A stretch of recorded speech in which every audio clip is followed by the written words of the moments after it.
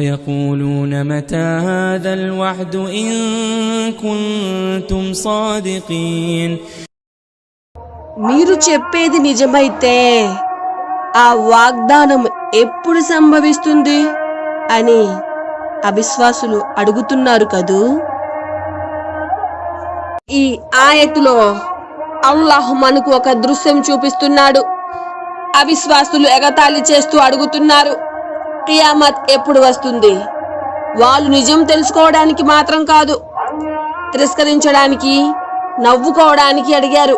ఇది వారి గర్వం మరియు అవిశ్వాసాన్ని చూపిస్తుంది. వారు కియామతును ఎగతాళి చేస్తున్నారు. వారు ఈ ప్రశ్న అడగడం ద్వారా తమ అవిశ్వాసాన్ని బయట పెడుతున్నారు. మనం భూమిపై ఉన్నామని గర్వపడకూడదు. అల్లాహ్ మనల్ని సృష్టించాడు మరియు చివరికి ఆయన వైపు తిరిగి వెళ్ళాలి. ప్రళయ ఘడియ సమయం ఖచ్చితంగా వస్తుంది. దాని సమయం అల్లాహ్కు మాత్రమే తెలుసు. ఈ భూమి మీద మన ఉనికి తాత్కాలికం. ఒకరోజు అందరం అల్లాహ్ ముందు నిలబడి లెక్క ఇవ్వాలి. కాబట్టి ఈ లోకంలోనే పశ్చాత్తాపం చేసుకోండి, సత్కార్యాలు చేయండి. యా అల్లాహ్, మా పాపాలను క్షమించు, మా కర్మల లెక్కను సులభం చేయి. కియామత్ రోజు మమ్మల్ని అవమానం నుంచి రక్షించు.